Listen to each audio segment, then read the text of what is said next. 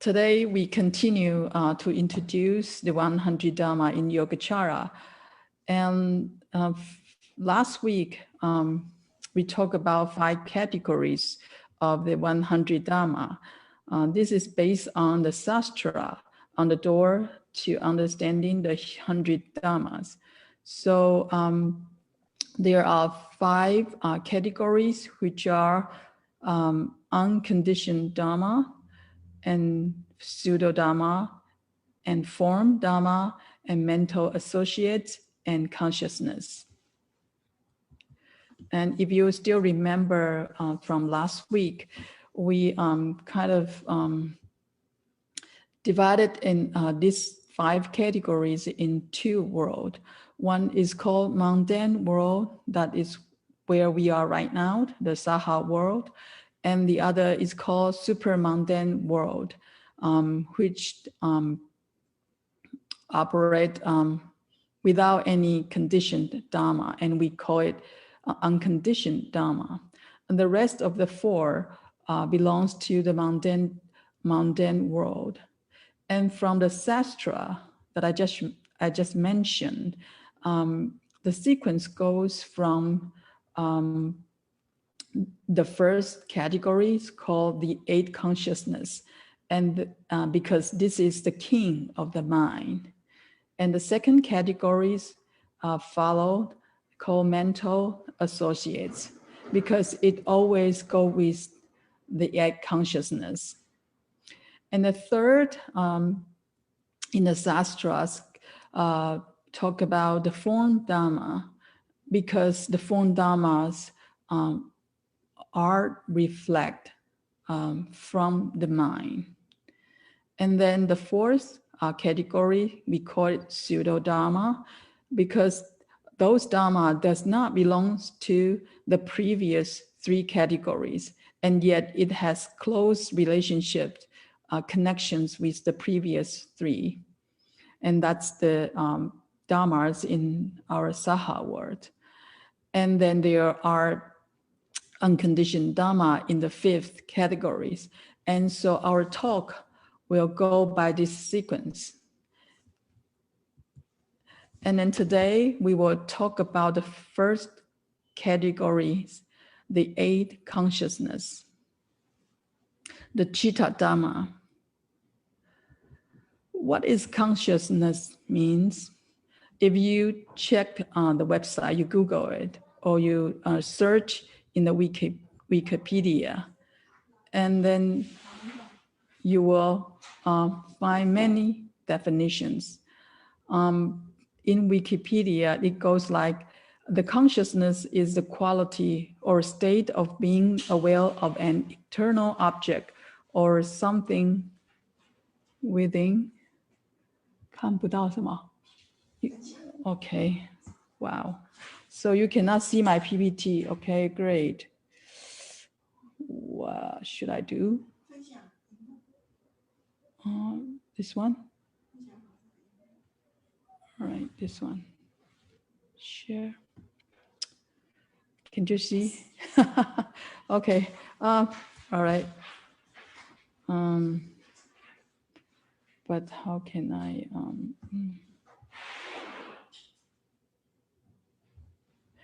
All right. All right. This is the 5 categories that I just talked about. The first category, the 8th consciousness. The second category, mental associate. And the third category is form Dharmas. And the 4th is called Pseudo-Dharma. And the last is called unconditioned Dharma.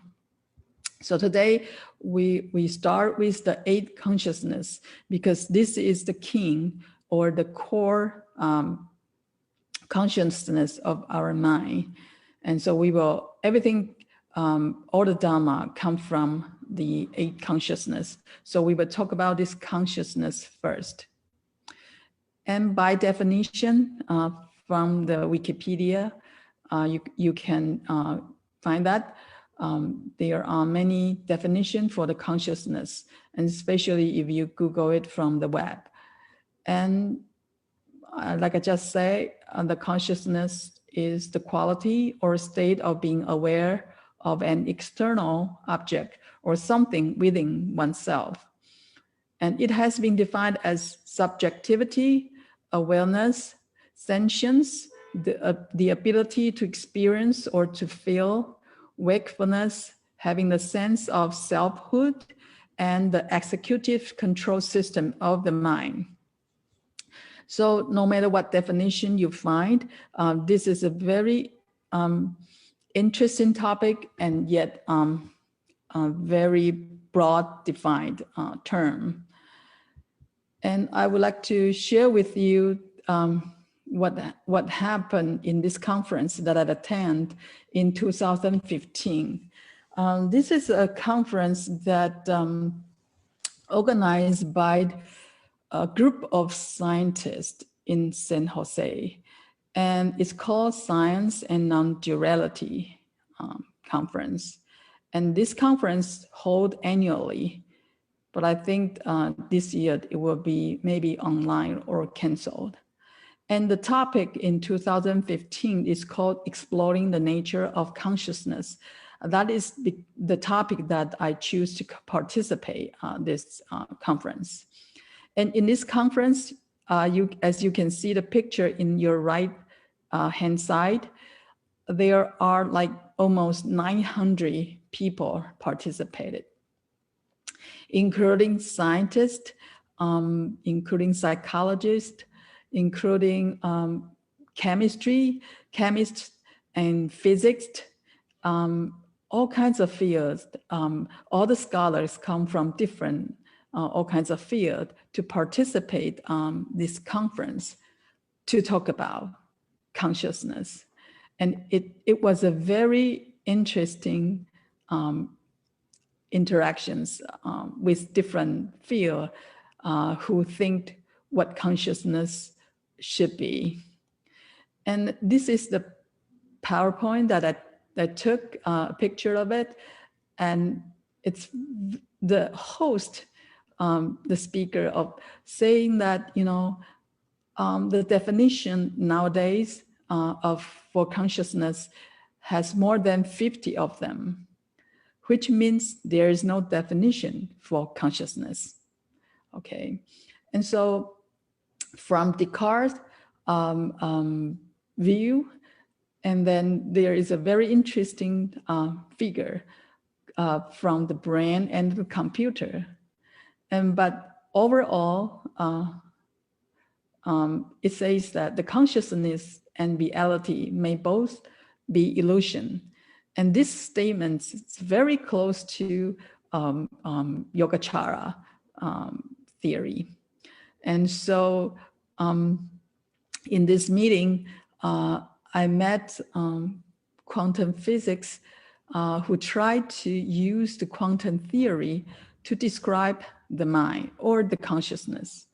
And I met psychologists who tried to use the current theory of the psychological analysis to describe the mind and the conscious or the consciousness. And I met brain biologists or some brain neurobiologists who use their knowledge, try to describe or try to explain how our mind, quote unquote mind or consciousness, perceive this world.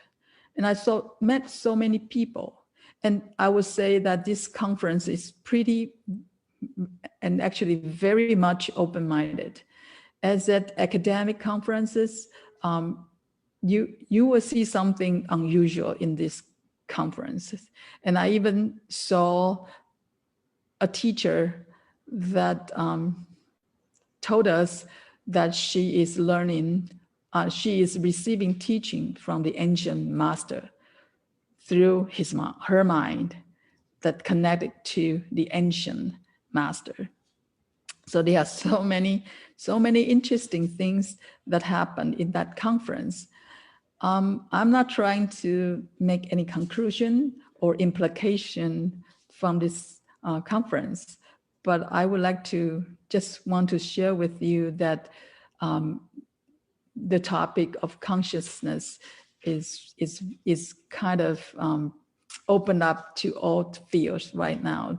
And then if you are interested in this topic, you can Google and you can find right now many academic institutes are founded to study this topic on consciousness. So this is a very hot topic right now, and I'm sure the theory or the knowledge in Yogacara would contribute in general. Okay, let's come back to the traditional psychological theory about fluent theory of personality. It talks about the core of the idea, how the newborns generate the sense of self, and then ego, and then the child start to learn, what they want or how they react, and the super ego, that child learn more about what is right and what is wrong. And I'm not an expert in this field, but I would use this model to explain what the 8 consciousness are. And then this is a very famous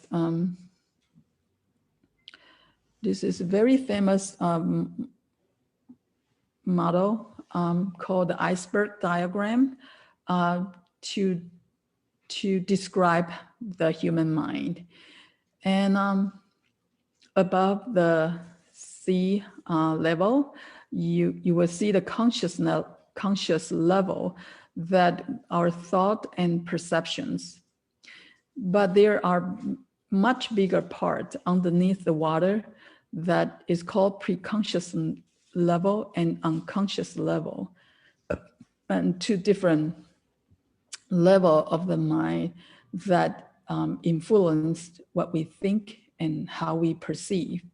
And so usually the psychologists will, based on the phenomena, and then they will try to dig to your memories, dig to the inside fear and doubt, and further go down to your motivation or some desire, and try to find out why you behave that way, why you have all kinds of behavior that might hurt yourself or hurt others. And this is a typical diagram to describe a human mind. But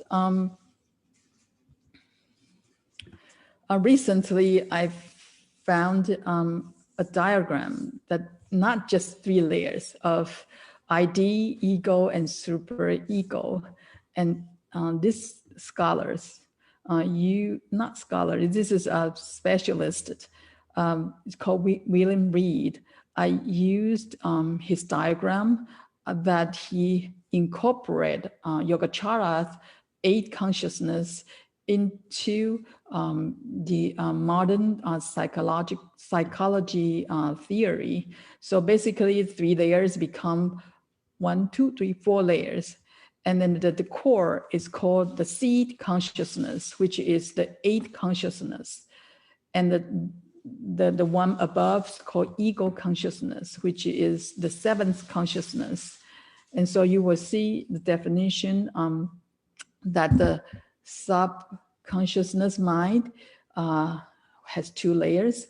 One is called the mana, it's the 7th consciousness, and the seed consciousness at the core. And then there is a layer called 6, the ideation consciousness, that is the 6th consciousness that refer to the Buddhist thought as the monkey mind.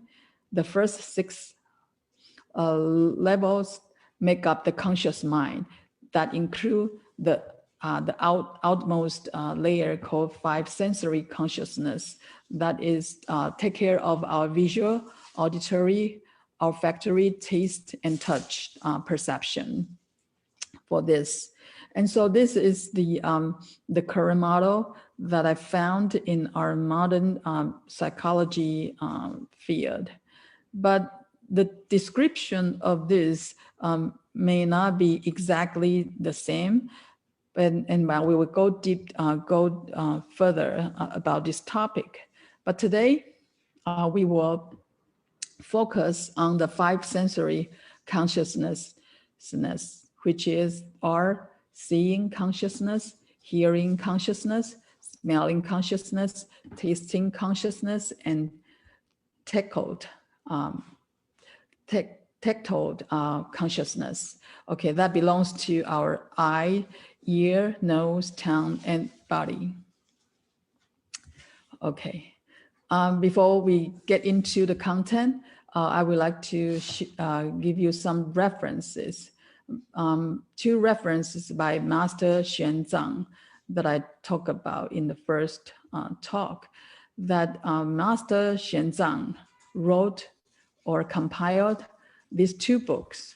One is called The Verses Delineate the Eight Consciousness. This is a very short, concise book that you can find from the web.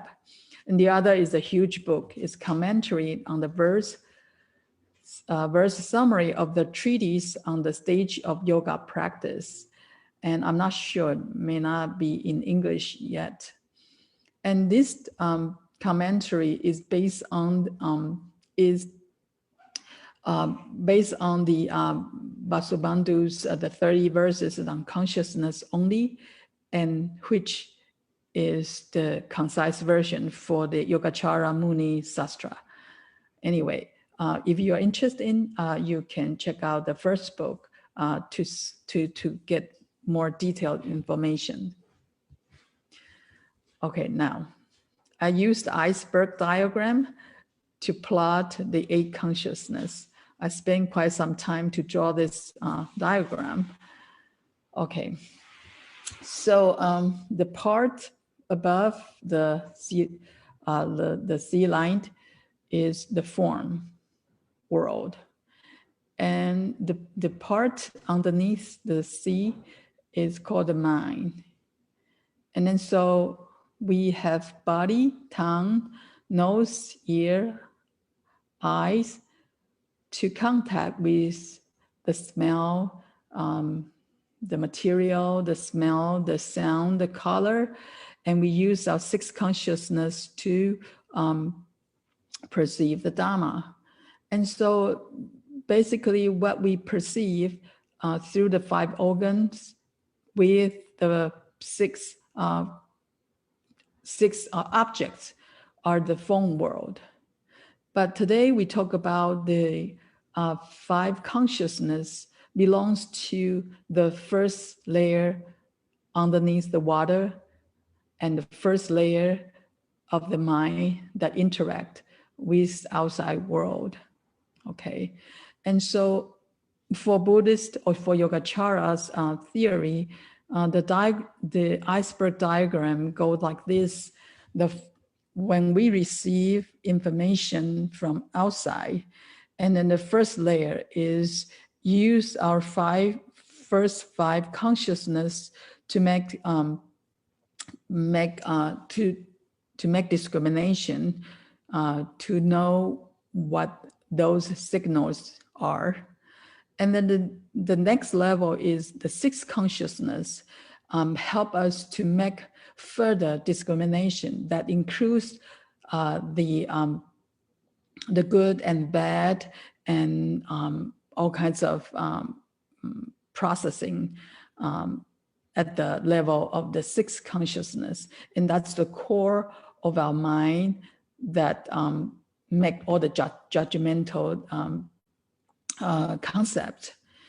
And then underneath, if we go further, there are two consciousness that are very important but very hard to understand. That is called the sixth, seventh consciousness and the eighth consciousness.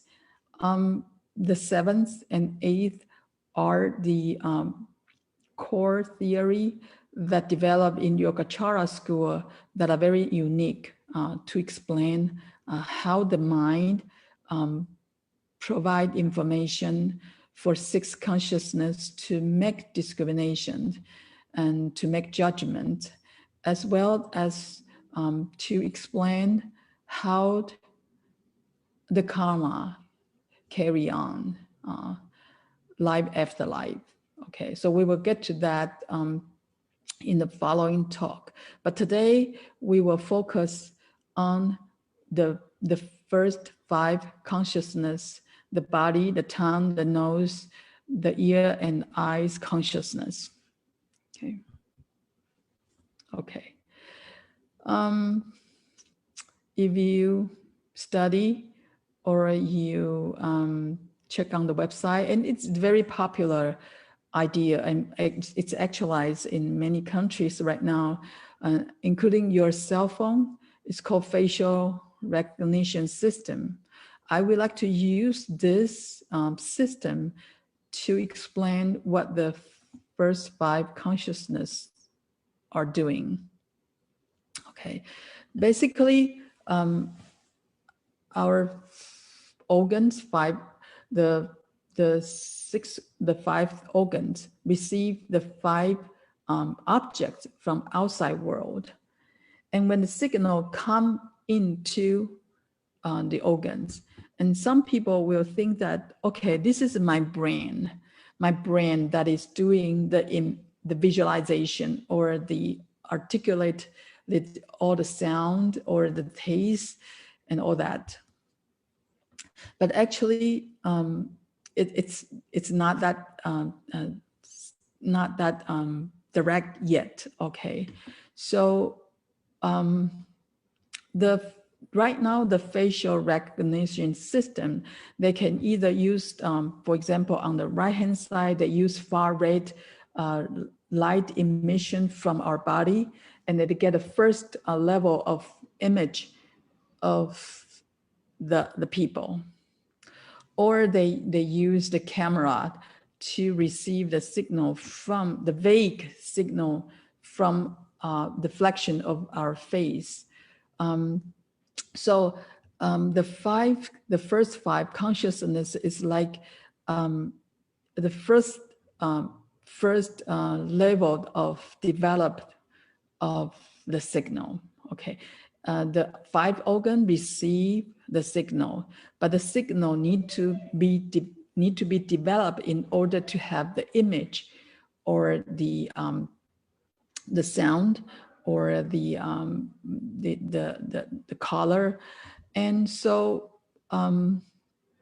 just like we used camera before, when we took a picture, we have a film, right? And we took a picture, and the light of you reflect to the camera, and the film exposed the light.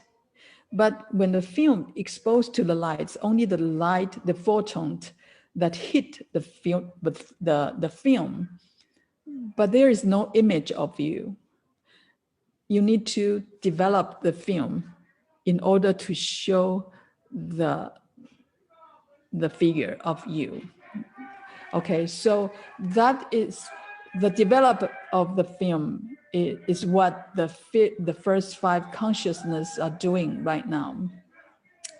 After we have the film, okay, so like the facial recognition system, once we have the image, and then the following will be the data analysis. There will be all kinds of algorithm. There will be all kinds of data analysis system in order to recognize that this person is who. Okay, so there are more complicated system to discriminate. This is A and this is B, and so that is the sixth, the seventh, and eighth consciousness are doing. And so, but the first five consciousness, what are doing is just basically manifest the image. or manifest the sound. And I remember Chang Hwa Fashi in his book, he talked about that one time he wake up from his sleep, and he saw something, but he didn't know what it is until a couple seconds later.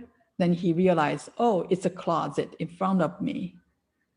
Okay, so the first seeing of that material in front of him, a thing, that is the first 5 conscious. That's the eye consciousness is doing, show an image, but you don't know what that image is until the 6 consciousness participate, and then do some data processing, and to tell you, oh, that's closet. And the same story happened to me when I remember when I was very little, and then one day I fell asleep, deep sleep, okay, and my little brother tried to wake me up and saying, sister, wake up. Father came home with a box of sushi. Let's eat it. And then he woke me up. I just remember I replied to him, what is sushi? And then he is very little. And he tried to explain me, the color, the thing. He tried his best to explain what sushi is. I still don't understand. And then I fall asleep again. In other words, my ear consciousness, I hear the word sushi, but I cannot relate it to any image in my mind that what sushi looks like. And I don't even know what sushi is, but I hear sushi. Okay.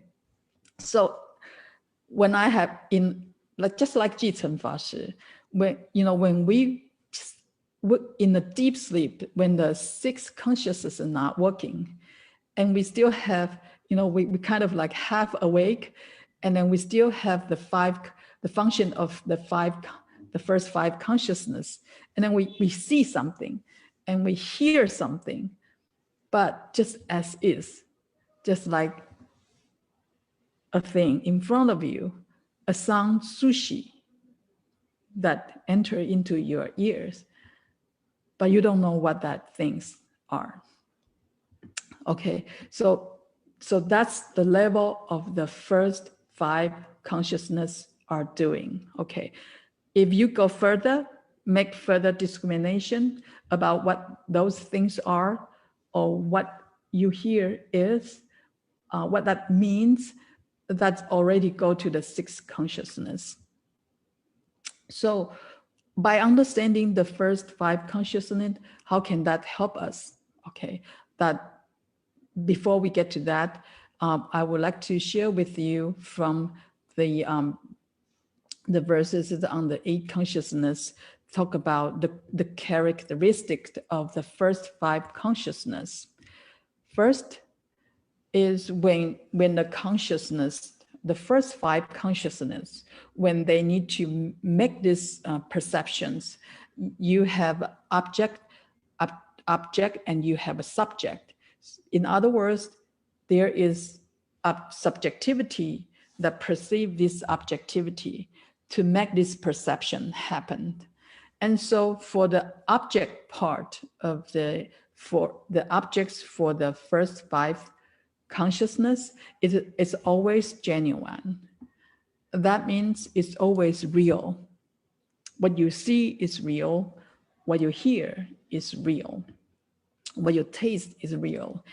And there are another 2 kinds that we would talk about in the 6th consciousness.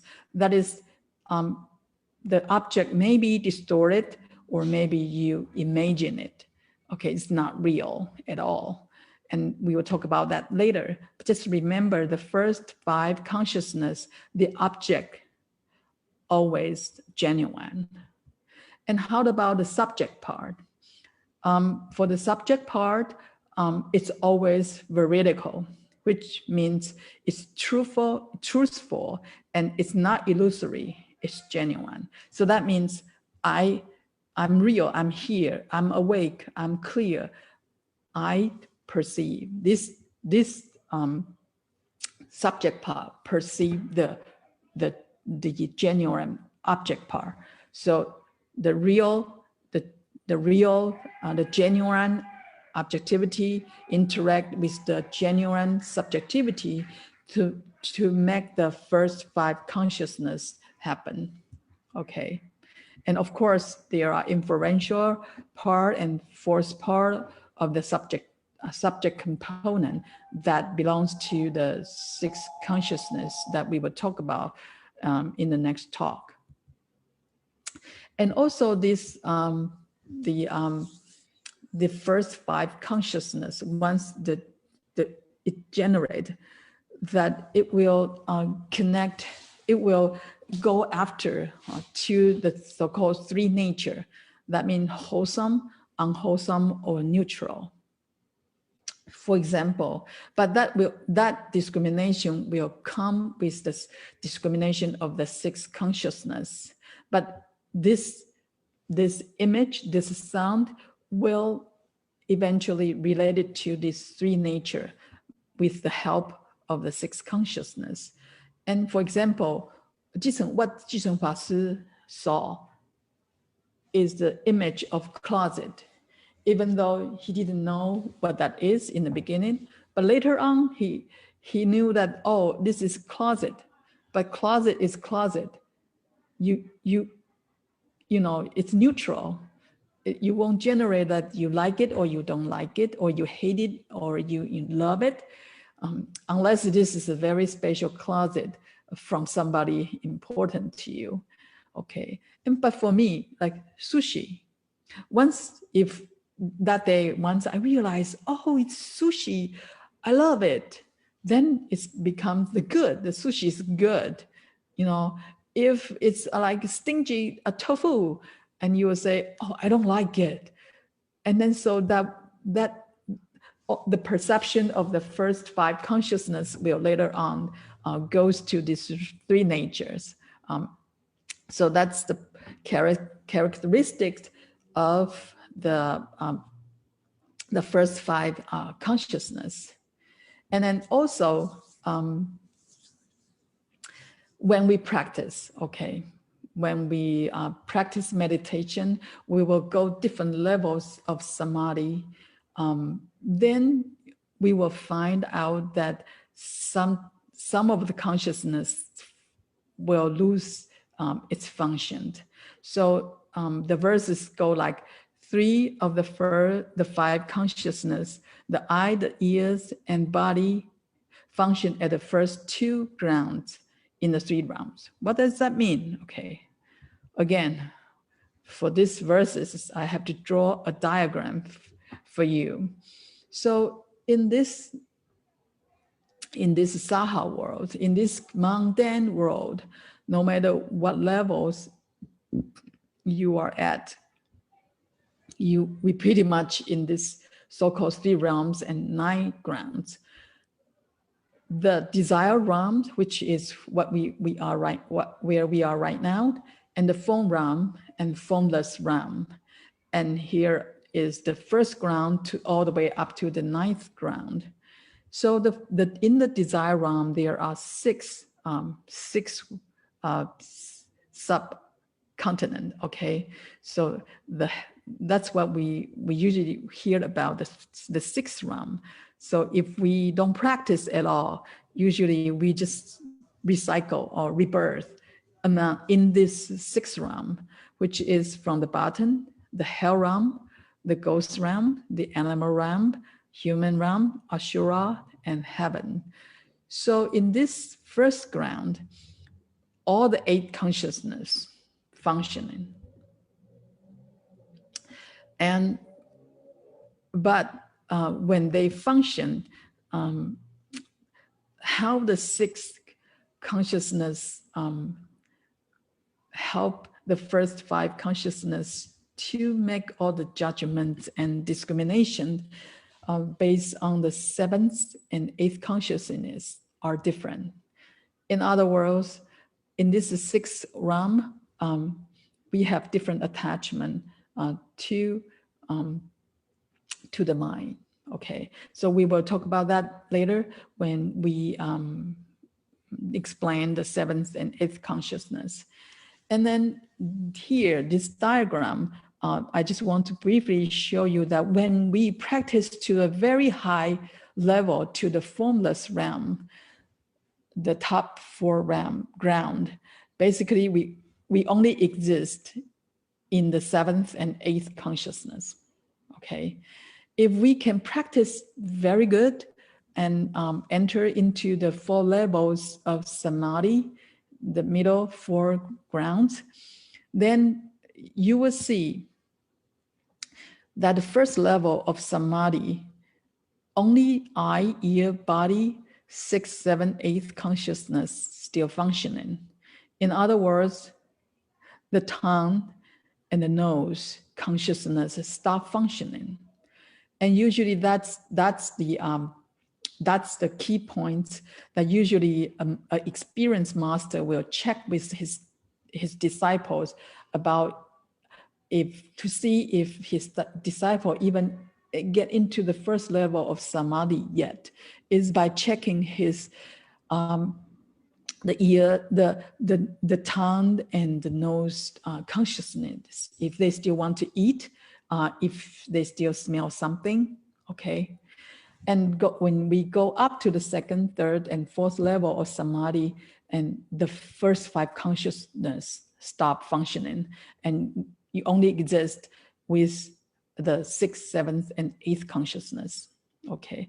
But in this form realm, if you lose the power of samadhi, and then you will come back to the desire realm, and then you still regain your first five consciousness and the rest, the 6th, 7th, and 8th consciousness, okay? So that's the function of the first five, the five consciousness when we are at the different levels of ground, okay?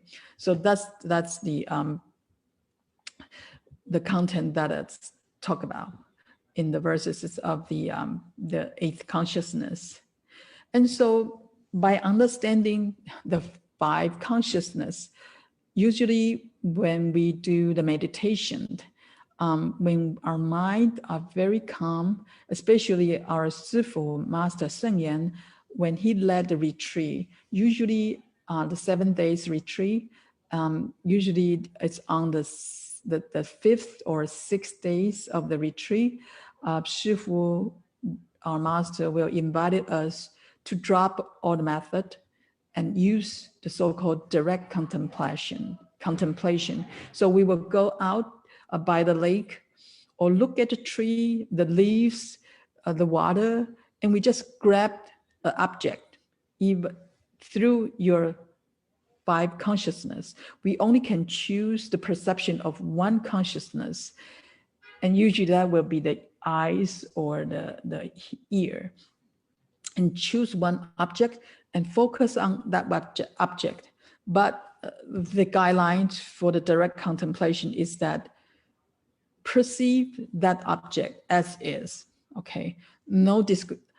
Don't give it a name like, oh, it's closet, it's leaves, it's water. No, don't give it a name and don't analyze it. Oh, this is red leaves. This is fall now. The leaves turn red. Okay, don't compare like, oh, this leaf is so small. This is big, and don't generate a thought or a feeling. For example, you feel like this is autumn leaf, and that make you feel sad, that make you feel happy or something. Don't generate a thought or feeling. And so just perceive that object as is. Just like, you know, when Master Jitsen woke up, see the image, that's it. And it's not closet, it's not wood closet, it's not your closet, it's not a big closet, okay? It's not in your room at all. So that's called the direct contemplation. And this this technology, this meditation technique has the fundamental concept behind it. That is because we want to cut off all the discrimination from the sixth consciousness and just focus on the direct perceptions of the objects. And that is the training for us to let go of the attachment from the sixth consciousness and detach the influence from the sixth consciousness. And so that is a very important meditation technique that we have been using in our tradition. Okay. Now, the last part of the talk, I would like to share, this is a little booklet that record the dialogue between the astronaut, Dr. Michel, with our Sifu Master Sheng Yan, talk about the Buddha mind, the universe, and awakening. Okay. Well, how this dialogue would happen? It is because the astronaut, Dr. Michel, actually, he, if I remember right, he is one of the first group of people, the astronaut who walk on the moon. Okay, so Apollo 14 something, he was the sixth to walk on the moon. So when he came back from moon to earth, he had a very special experience. That he said that, you know, when, so in the spacecraft, that there is a windows that he can look through, and then so the window that what he can saw outside is perpendicular to the flight path. Okay, so basically fly to the earth, and then he can see that way. And for the reason to balance the heat from the sun, the spacecrafts need to rotate constantly. Every 2 minutes, rotate, so that the spacecraft won't burn from one side, okay? So because of this rotation, he was able to see the moon, the earth, the sun, and all the stars in the space in 360 degrees periodically. Because of this, he suddenly realized, okay, here is what he said, that I realized the molecules of my body, the molecules of the spacecraft, and the molecules of my partner's bodies were created in star system. That's how the matter in our universe is created. And finally, and I was akin to the stars. And he had very special, he so-called feeling, or some bliss, some joy, and he feel that he is unified with the universe. Everything become one, okay? Then the ancient question arises, okay, who am I? And what is it all about? And what is my relationship to all of this that just naturally arise in his mind? You know, everything's become one. Everything is created the same star system from the past, present, and future. And what is this? Who am I? And this dramatic, magnificent feeling that touches him so much. So when he came back to earth, he tried to read all kinds of literature. He looked through all the books in all the tradition, all the academic, all the expertise. He tried to find an answer. Eventually, through some friends' introduction, he found a concept called samadhi in, of course, in the Buddhist or Indian traditions. And this, the condition of samadhi goes like this.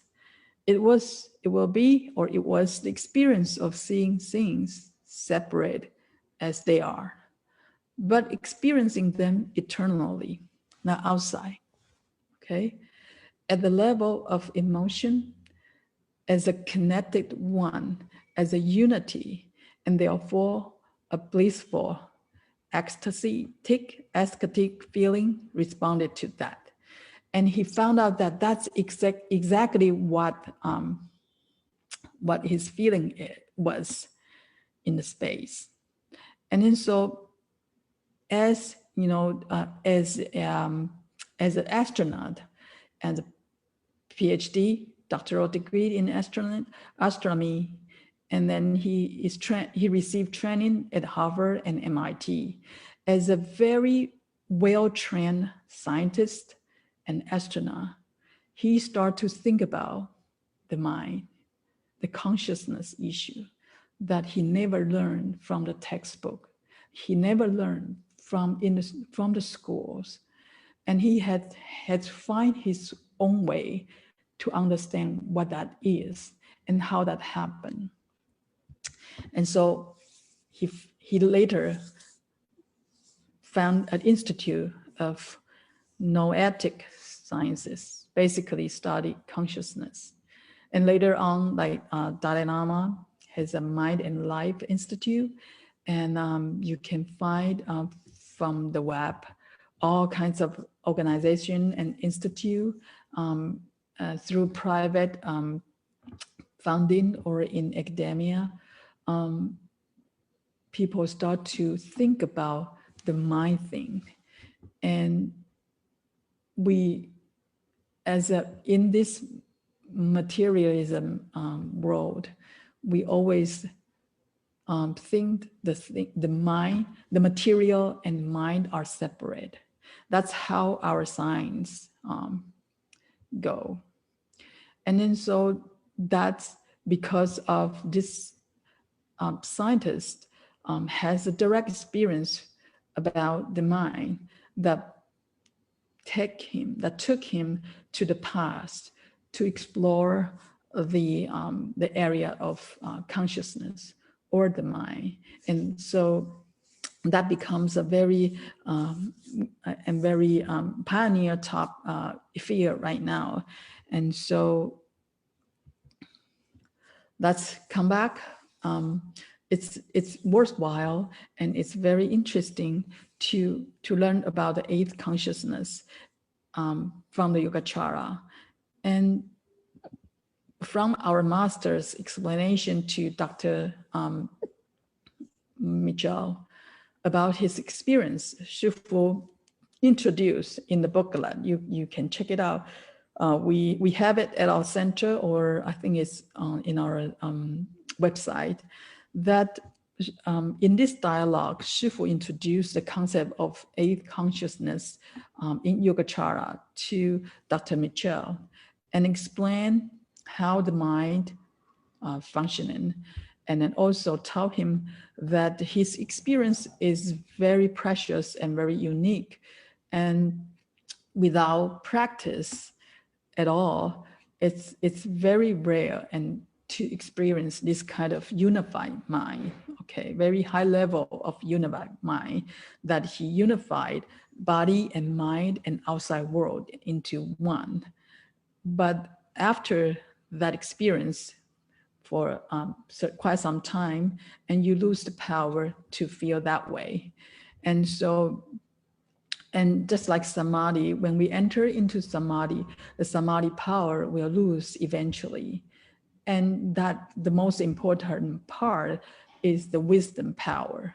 That wisdom power will last no matter if you are at samadhi or not, okay? So again, I bring up this diagram about the eight consciousness with the story of the Dr. Mitchell. And you can find actually I found out it's very interesting. More and more scientists or doctors or scholars that has in different situations that they experience unusual function of the mind or the consciousness. And then they start to use a scientific way to study the mind. And I hope that in the near future, we have some solid theory or solid development in this field. And I'm sure that Yogacara concept will be very helpful.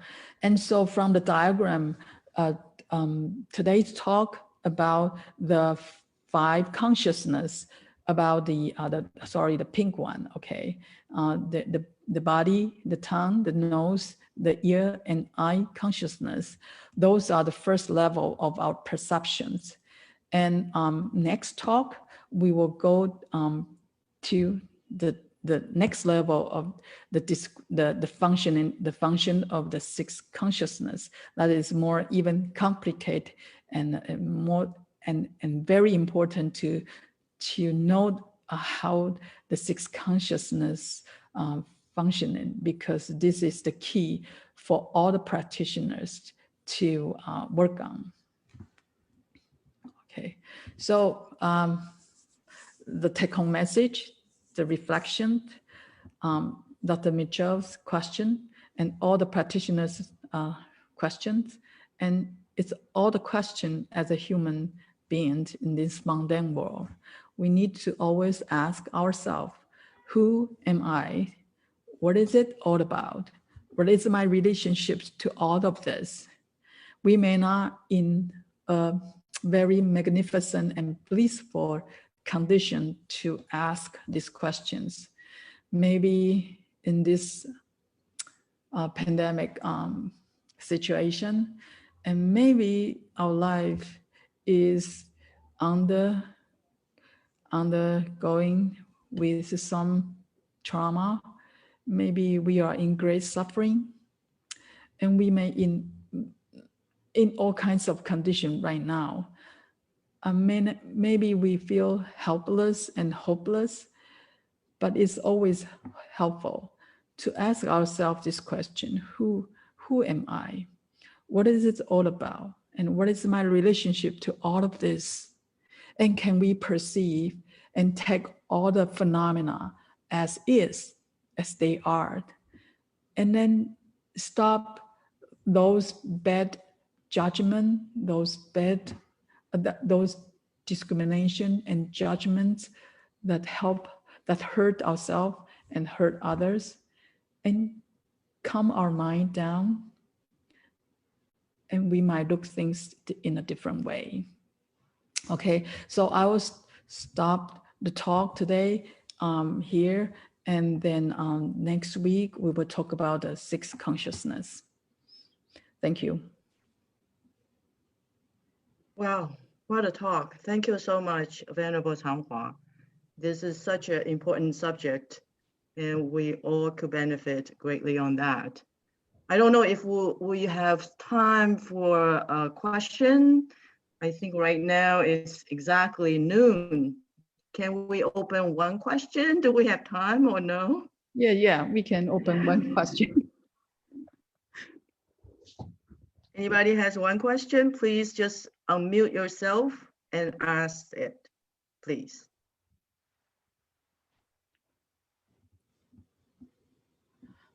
All right, Masoud. You can unmute yourself.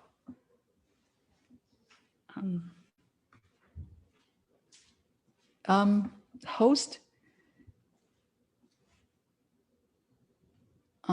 Somebody can remove, let people unmute themselves.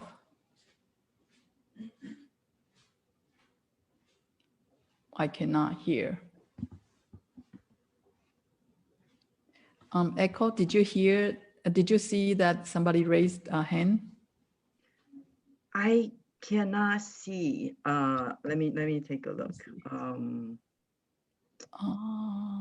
I cannot see. I'm sorry. Dharma, He's- sir. Okay.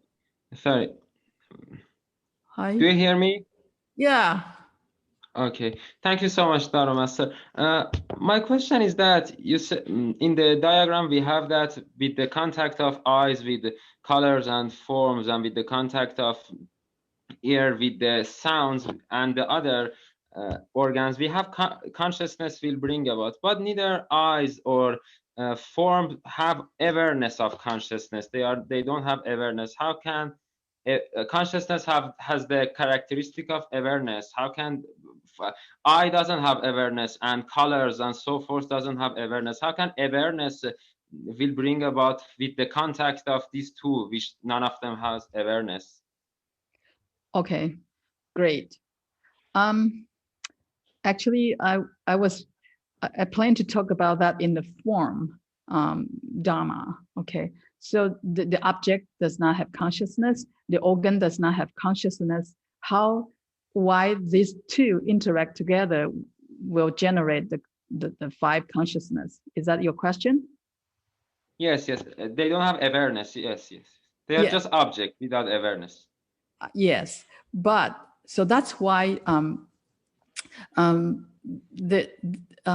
usually when we can perceive, there are three components: object, organs, and consciousness.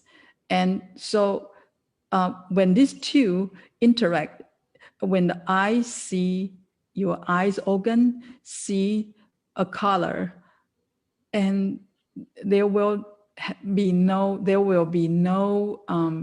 color into form without the help of the fifth and sixth consciousness, your eye consciousness and the sixth consciousness. So that's why the first layer of the mind will be the five consciousness that receive, like the film that the camera is taking the signal from the outside. And then if there is no film, then the signal will not stick to the film, and you cannot further develop into the photo that you have taken. Okay, so the object and the object and organ will not generate consciousness, but the mind. And the mind has different layers, different aspects of the function. So that's why actually this eighth consciousness theory are developed by all the high practitioner. They enter into different levels of samadhi, and they found out that mind has different levels, different aspects of the function that help us to perceive this world. And as you can see that in the first level of samadhi, that basically we lose our tongue and nose consciousness. In other words, when we are at the first level of samadhi, there is a burger, French fries outside, and you have nose, but you cannot smell it because the nose and tongue consciousness stop functioning at the first level of samadhi. Okay. Thank you so much. Okay. Now we have one other person raise his hand, Mark Wu. Can you unmute yourself and ask your question? Also, there is a comment or suggestion from a Venerable, as if we could eventually have your PowerPoint. Is that Peter?